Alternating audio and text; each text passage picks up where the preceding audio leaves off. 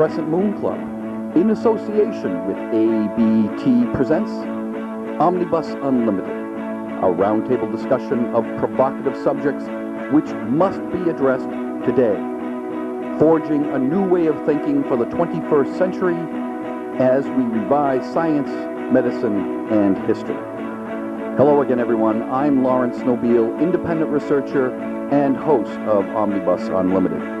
Tonight, from our ABT studios in Dover, our topic for discussion is preventive medicine. With us to address this subject is psychic healer and medical technician Tom Murray. Tom, thanks for being here this evening. Medically speaking, I think it's a sound idea to be here tonight, Larry. UFOlogist Dan Murray. Dan, thank you for joining us this evening. With the fight on my back. Communications expert Kevin Smith. Kevin, thank you for joining us this evening. Glad to join the discussion, Larry. And of course, seeker and producer of Omnibus Unlimited, John Horrigan. John, thanks for being here and having the show tonight. Thanks, Larry. Just take an aspirin. Our visual backdrop for tonight's show is provided by ABT. Gentlemen, preventive medicine. We've talked about this in shows past. Probably one of the best ways of preventing disease and sickness is to use one's own mind. Tom Murray, psychic healer and medical technician. Tom, what are some of those tips on using one's mind for preventing illness and sickness? And what are some other things that you'd like to talk about? Larry, I think a good lead-in point is to take a look at what's going on at the national level right now with the United States government. We have President Clinton's health proposals on the board. His wife is endorsing them, so forth. We have Congress looking at it. We have everything going on that this country always has going on. Everybody gets in there, puts their 2 cents worth in, and then they come up with pretty much the same old stuff. The problem is that I work in a medical clinic, and the biggest report I get is don't offend the lawyer. Since when does a lawyer have a medical degree? Since when does a lawyer have even a medical background? The lawyer is interested in making his money.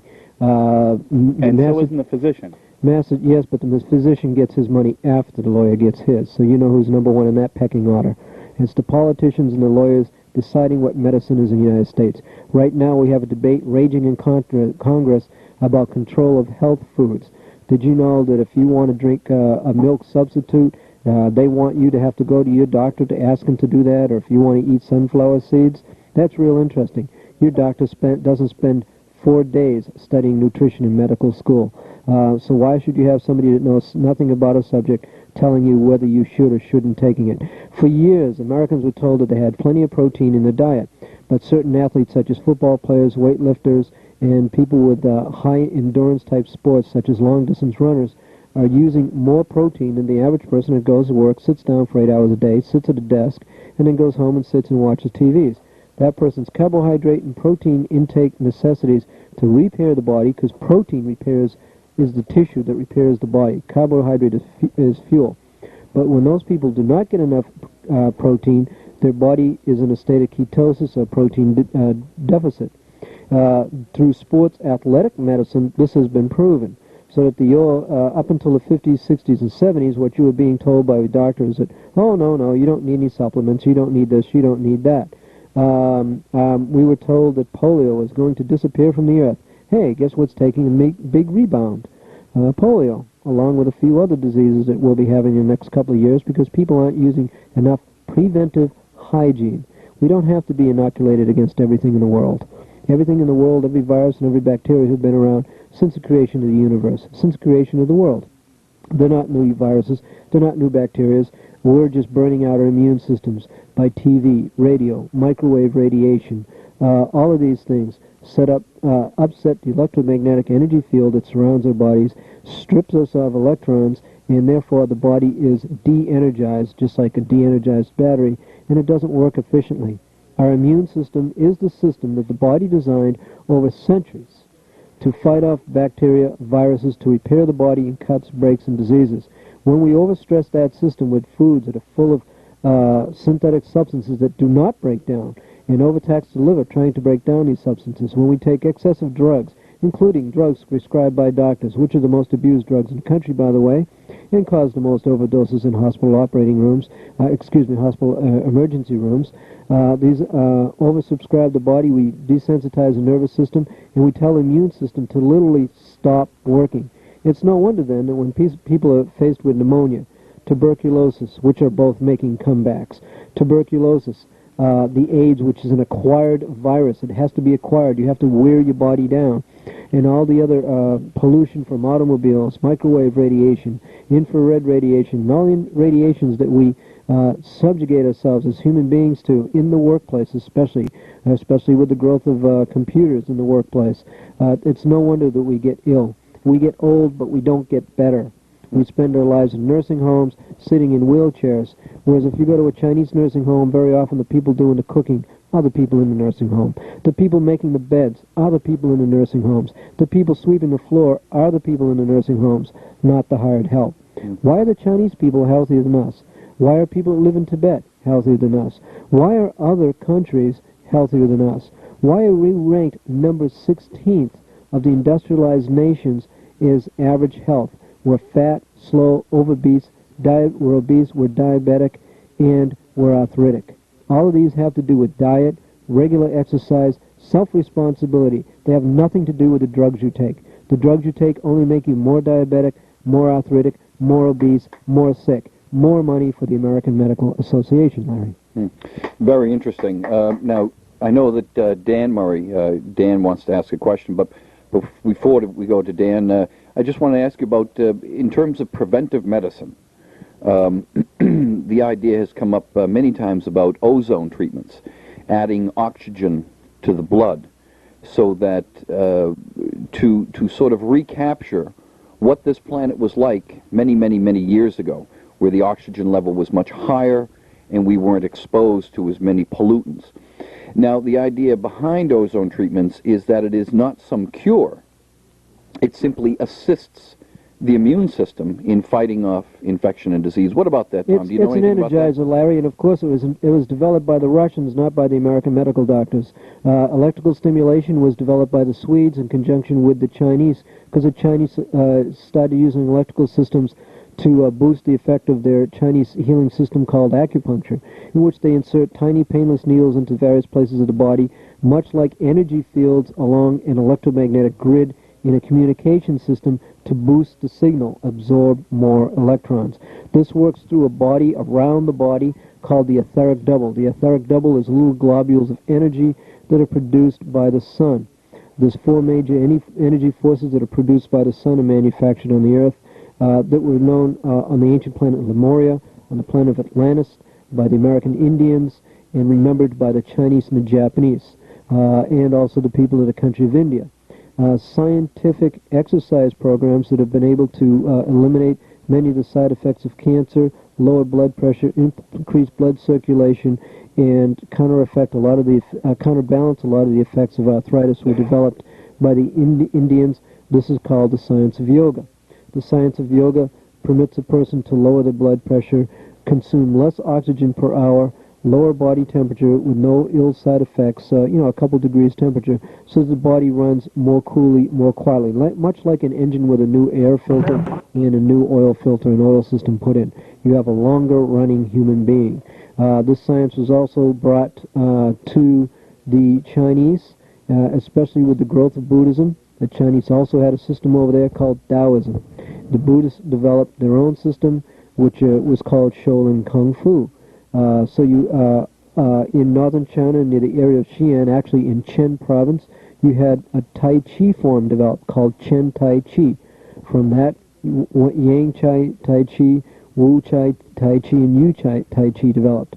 All these exercises are very good for regulating blood sugar, regulating blood pressure, and harmonizing the organic systems of the body. They also use herbs. Some of these herbal formulas are 3,000 years old. Presbyterian College in California has tested these herbal formulas and found them to be 85% effective in the way that they said they're supposed to work. That's about the same effectiveness as drugs manufactured in the United States, France, and Germany. We have to remember that the first drug manufactured was Bayer aspirin in the I believe it was 1840s or 1890s. It was manufactured by the fellow by the name of Bayer, who came from Germany to the United States. That's the growth of the drug industry. So the drug industry is not even as old as this country. It's a very new science. It's a very new field. I'm fascinated by the growth of the drug industry and also by a lot of the very worthwhile research being done right now. It's found that some of the best things being used for AIDS patients right now is not a drug that counteracts the effect of AIDS. It's a drug that enhances the strength of the immune system, giving back to the patient his or her power to divide off the diseases of AIDS. Don't forget, AIDS is a group of diseases. The same thing with the immune system. What's one of the most effective disease-fighting systems that the United States has ever developed? The immunization of children. In immunization, you actually give a child the disease. You give them a small amount of the disease. Their immune system takes that disease and, like a computer, strips a part of that disease off, takes a look at it, at its chemical formula, at its chromosomal structure, and develops an antidote to that antibody, to that poison. Therefore, white blood cells and other systems within the body develop a defense system so that when the regular virus or bacteria comes along, the immune system kicks in and defends the person. This is one of the reasons for breastfeeding. A mother has had a lifetime of experience, a lifetime of colds, a lifetime of developing the immune system. So when the child feeds the mother's milk, drinks the mother's milk, the child is consuming a lot of the immunities built up by the mother. These immunities are fed to the developing immune system of the child, which is one of the last systems to develop because the lungs are among the last system to develop.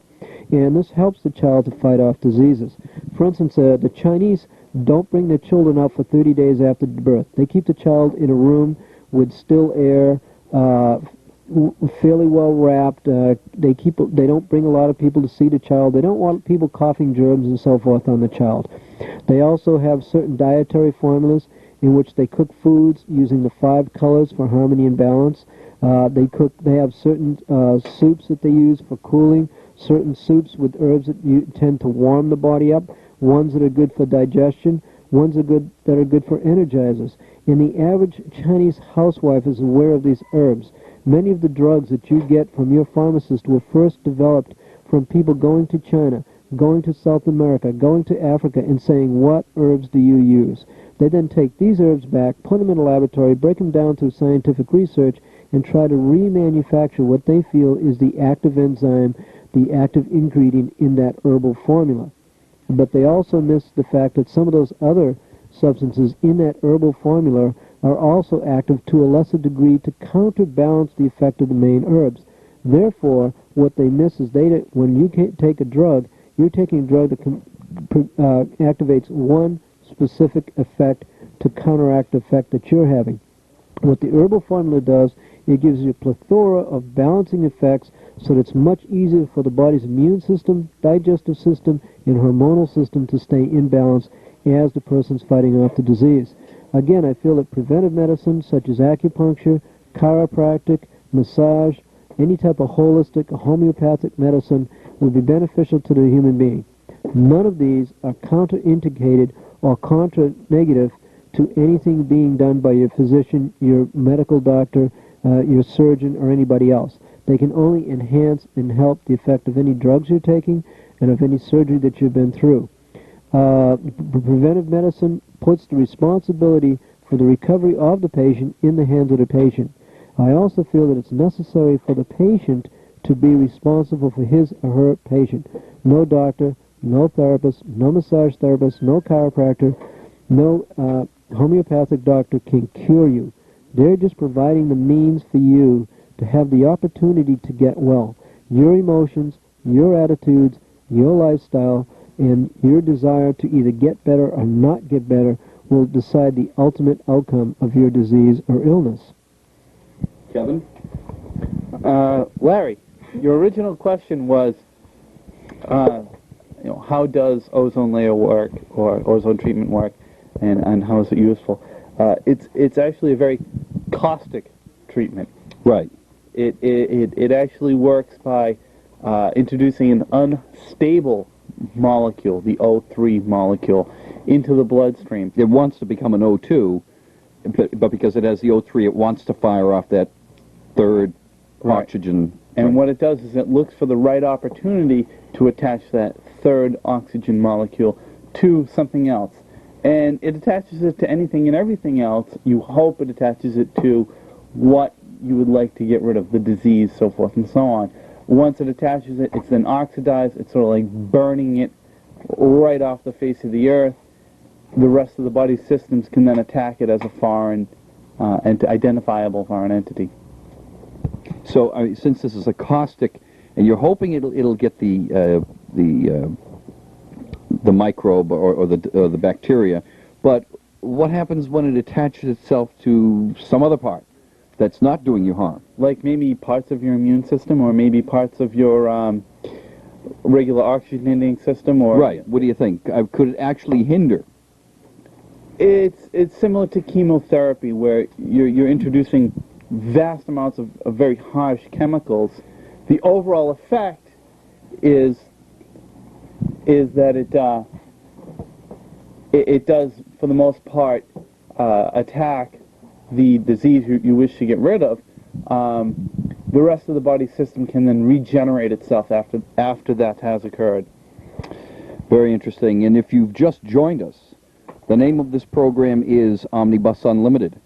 And tonight our roundtable is discussing the topic of preventive medicine, radiovision for the 21st century, and infotainment in its purest essence. John, you wanted to talk. You wanted to say something. In Tom's eloquence, the gist I got it. Number one, preventive maintenance. That's the show we're doing. Preventive medicine. It's good for the automobile. It's good for the human body. Same type of thing. We're an organic thing. Now, from what I gather, don't take synthetic drugs. Only take natural herbs, roots, and whatnot. Is that what I'm getting from you? Don't take any sort of synthetic drug? Well, no, I'm not saying that. What I'm saying is a person has a pain, they go to the doctor gives them a drug. Maybe that drug isn't necessary. I had a woman come to me last night. She put hot packs on her back all night long. She's in spasm. She's in muscle spasm. I told her she doesn't need heat all night long. I told her she should ice her back up when it's hot. When something's too hot, you cool it down. When it's too cold, you warm it up. It's a very simple system, very simple idea. That's used routinely in physical therapy. Now, this woman basically fried her back, and it's a muscle spasm. The nerves are overheated. The nerves are overexcited. She came in. She wanted a hot pack. I touched her back, and she jumped. I put her into light hypnotic trance, cooled her down using electromagnetic healing energy with my hands. I told her to breathe, regulate, and cool her body through imaging, which she did. She was more mobile. She was more relaxed. She then... I had her do some exercises and do some stretching exercises. She then went home, called my boss, and told him that I didn't treat her properly. So I feel one of the problems is this woman has an emotional problem. She wants to cater to herself, and she's trying to take care of her kids and hold down a full-time job. Well, why isn't she taking time off from her work? She's in an automobile accident to properly recuperate. Oh, she can't do that. She might be fired. Maybe there's an issue of courage there in which she has to confront her boss and said, look, do I get benefits from this company or do I not? The other issue is, as an injured worker, I can't do 100% work. Then she goes home and takes care of her children. Yes, that's life. But the method she's using to take care of herself is totally incorrect, in which she's abusing or overusing an external drug, heat. She also said, well, I took a particular drug to bring the pain down. It didn't do a thing. If she sat, meditated, did breathing exercises like I had her do when she was in my office, she would have gotten out of a lot of the pain. If she used the ice pack like I told her to, she would have. Again, I mentioned in the beginning of the show, attitudes and emotions. Some people like to be stubborn. Hit them over the head with a baseball bat. They're not going to listen. That's their attitude. That's their emotion. That's also the physical pain they're going to have to live with. Because a lot of your pains, a lot of your injuries are created by you mentally. You exist spiritually before you exist physically. It's your spiritual energy and your mental energy that creates your body and recreates it as you go through your lifetime. Whatever you are right now, today, the age you are, whether you're 20 years old, 30 years old, 55 years old, you are the inheritor of everything you've done since the time you were born and before. If you're having problems, you have to look at them. You have to look at yourself. There's a new age dawning here. A lot of people just aren't going to carry those people who want to self-destruct themselves, whether they're selling drugs on a street corner at the age of 15, deciding they're never going to work for a living and contribute to mankind, or whether they're breaking into your house at night, or whether they're eating if they're a 150-pound person that eats themselves into a 300-pound state and then needs both hip surgeries replaced because they've self-abused their own joints. Eventually, we're all going to have to pay. This is one of the reasons for the crisis in health medicine today. And until we teach people preventive medicine, we're going to be overburdened in our regular medical system. Yeah, I'd just like to comment on that. You know, I drive people around. I have to go to different hospitals and recuperating places, and it's amazing. People will get fat, overweight, obese, and they have 9 million excuses for them now. It's everything and they from smoke heredity to you name it. And it's all a big lie. They're fat. They eat too much. Period. Very simple process. Eat more calories than you burn off, and you store fat. There's no ifs, ands, or buts about it. Okay? I never met an Olympic athlete that ate too much. You know, these people, like you said, will go for a hip replacement. So then when they run into people later on, I've seen the same people tell people, well, I can't lose weight because I can't exercise because I'm recovering from an operation. And they have 9,000 excuses of why they can't do this, why they can't do that, why they can't do that. If some dentists will drill your teeth. If you change dentists, they feel obligated to pull out all your old fillings and replace them with his. They're workers just like a mechanic. You've seen those mechanics where you go and if you don't know anything about cars, they're going to perform a cashectomy on your bank account. Doctors are the same. They're explorers.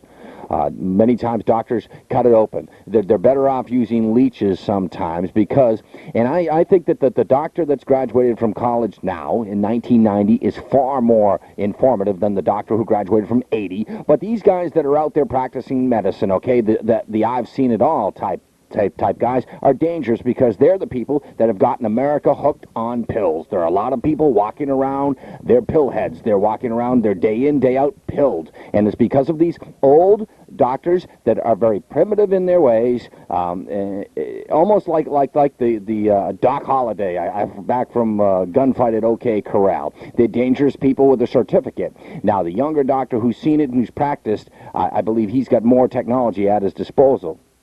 Yeah, well, the figures in the nursing homes in the United States is 85% addiction. And that's due to prescribed drugs. That's correct, Dan. And, you know, it's no joke. The old people in this country who are complaining about the young drug addicts who take illegal drugs are addicted. They themselves are addicts, and they created this society. And the American pharmaceutical company which was created from the guy in the wagon selling you a bottle of crap, which literally was nothing more than a heavy dose of good alcohol, to cure all your ills. And boy, it sure did kill you. A few swigs and you felt great, you know, and take this 4 or 5 times a day and you're fine. Well, so we have a problem here. Yes, there are illegal drugs and illicit substances that should not be on the street, synthetic ones. But these pills, there are people driving with under these pills, and I'm not talking about antidepressants that to keep you socially intact, in line, so to speak, but these are people that are under the influence of drugs. It's the easiest drug to hide. It doesn't leave a white ring around your nostril. Your hands don't smell like dope. It doesn't leave puncture marks in your arm. They're pills. You can be on 5 or 6. Look at all the entertainers, okay? They go through all the drugs, and they eventually end up on pills, but there's always a doctor to prescribe them. You can't blame the pharmacist. I think pharmacists sometimes know more about medicine, most of the times know more about medicine than the freaking witch doctors, the shamans that prescribe them. Yeah, well, don't forget... Well, let's be careful on the word shaman there. A shaman is a legitimate practitioner of the psychological realm, and shamans are highly recognized by psychologists as people who know the workings. Yes, so we tend to call people witch doctors of other cultures where very often the doctor studies pharmacology, but he doesn't study pharmacology and a lot of times the side effects of newer drugs coming out. In fact, many times in the hospitals, having worked at Mass General Hospital and several other hospitals, on specific programs. I've seen doctors be interrupted by the nurse to say, let's prescribe a different drug. This person's on another drug. I have seen people taking up to 12 drugs at a time. They spend all day trying to remember what drug to take. Interestingly enough, when they start on a program of acupuncture, within a month, usually the number of drugs they have to take for their symptoms drops in half.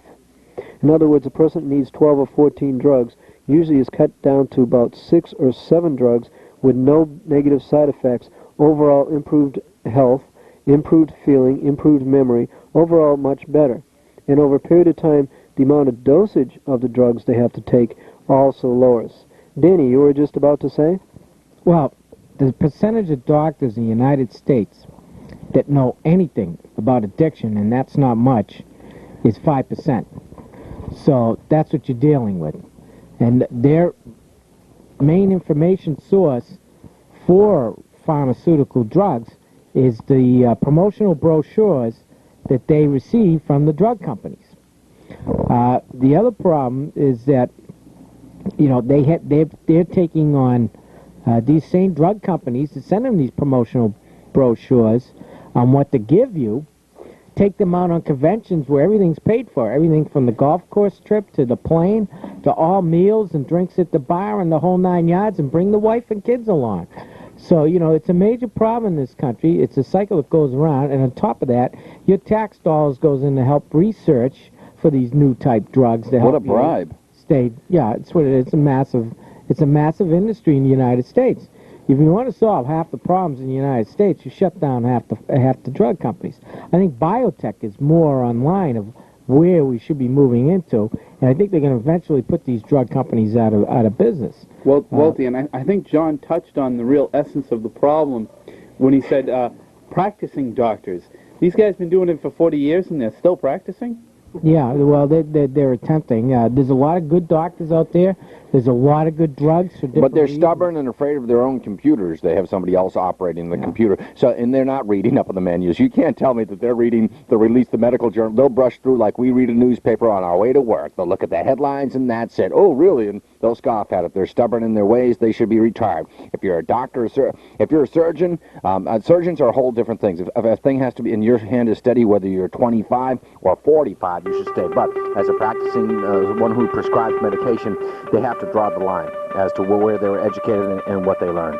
Well, the percentage of doctors operating on you in this country and in the major cities and major hospitals that are addicted to things as powerful as heroin is about 25 to 30%. So, you know, the steady hand is not so steady sometimes also. The other problem is that, you know, who polices these guys? You know, They do, unfortunately. they police themselves. How on earth did they ever get allowed to be? Can you imagine the banks policing themselves? I just, you know, it's incredible. They allow that? No, it's been around since long before Ronald Reagan. No, didn't they allow the banks to police themselves? No, that that's was another Congress. issue. That We'll was get into that another time. that was the Democratic Congress that allowed that, not Ronald Reagan. Sorry. And I think it's very interesting. As I left the hospital tonight, after visiting my father, who's not in good shape, my dear aunt said to one of the attending physicians, "You're doing a marvelous job." And as I was leaving, I said, "Well, we'll see." And that will have to end our discussion of preventive medicine. I'd like to thank our guests for appearing on tonight's show, psychic healer and medical technician Tom Murray. Tom, thanks for being here this evening. Again, thank you very much, Larry. UFOlogist Dan Murray. Dan, thank you for coming on the show tonight. Thanks for bringing in the corn chips. Communications expert Kevin Smith. Kevin, thanks for hanging around and putting in your 2 cents, or 3 as it may be. It's been very enlightening, Larry. And of course, seeker and producer of Omnibus Unlimited, John Horrigan. John, thanks for showing Kevin how to use a microphone. Thank you, Larry. Tom, well spoken again. It's good that the Crescent Moon Club and Omnibus Unlimited is attacking medicine. We revise history, science, and medicine. That's right. Omnibus Unlimited is seeking artists and videographers to display their works on our visual backdrop of various episodes of Omnibus Unlimited. If you're an artist or videographer and would like to have your work displayed on this show, send your name, address, phone number, and area of study to Omnibus Unlimited, Box 577, Dover, Massachusetts, 02030-0577, and perhaps your work will appear on Omnibus Unlimited. For the rest of our audience, if you have any questions, comments, suggestions, or if you'd like to be a guest on Omnibus Unlimited, that address once again is Omnibus Unlimited, Box 577, Dover, Massachusetts, 02030-0577. All letters will be answered on upcoming episodes of Omnibus Unlimited. I'm Laurence, Nobile, independent researcher and host of Omnibus Unlimited. For all of us here at Omnibus Unlimited, thank you for your attention, good night, and good luck. Omnibus Unlimited is a presentation of ABT and the Crescent Moon Club. Hi, this is John Horrigan, producer and creator of Omnibus Unlimited. The aforementioned opinions are solely of the members of the Crescent Moon Club and not of this cable station. The goal of this program is to enlighten, entertain, and to inform, i.e. lead you towards the truth. If you want to retain your medieval education, that's your gig, baby.